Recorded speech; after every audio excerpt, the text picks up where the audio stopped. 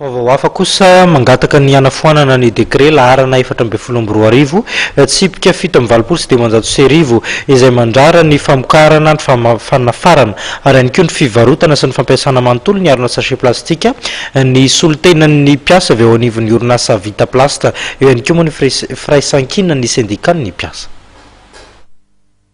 Nanatitra ny taratasy fangatana fanafoanana ny didim-panjakana laharana 424 tsipika 7 sy dimanjato sy arivo izay mandrara ny famokarana sy fanafarana ny fivarotana ary ny fampiasana manontolo ny arona sachet plastika eto Madagasikara teny amin'ny ministeran'ny tontolo iainana ny solotenan'ny mpiasan'ny orinasa Vita Plast sy ny firaisan'ny syndicat-ny mpiasan'ny Madagasikara FISEMA.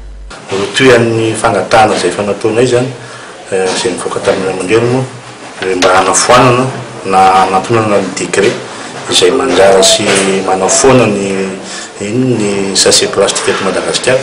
Dia tonga eto zany izay amin'izao androany izao manaritra taratasy zany ho an'ny ministra ny tontolo iainana fangatana mba hanafoanana an'izay dekret izay ary izy zavatra io dia mbola ho ataonay any amin'ny présidence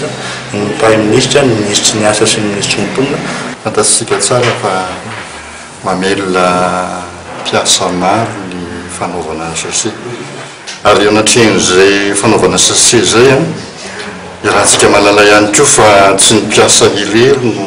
mianjadin'le mety ho vokatry io fanafoanana io zany fanafoanana ny sachet plastique io raha ohatra ka izay ny azo hitenenana azy fa na ny mpivarotra na ny mpividy mety anjady amin'ny daholo zany satria ny mpivarotra inandray moa no amidiny eo anatrin'izay zavatra izay zany dia manohana ny tolona ataon'ny mpiasa ao amin'ny Vita Plast ny syndicat FISEMA. 700 mahery ny asa mivantana eo anivon'ny Vita Plast. Vahaolana sy fiaraha-midinika no angatahan'izy ireo amin'ny fanjakana, indrindra ny fanemorana ny fampiarana ny didim-panjakana. Anisan'ny sosikefitra ny fanentanana ny vahoaka mba anangona amin'ny toerana voatokana ireny arona sachet avy nampiasaina ireny, famerenana azy ireny any amin'ny orinasa mpamokatra azy ary azahoana tambiny arabola izany.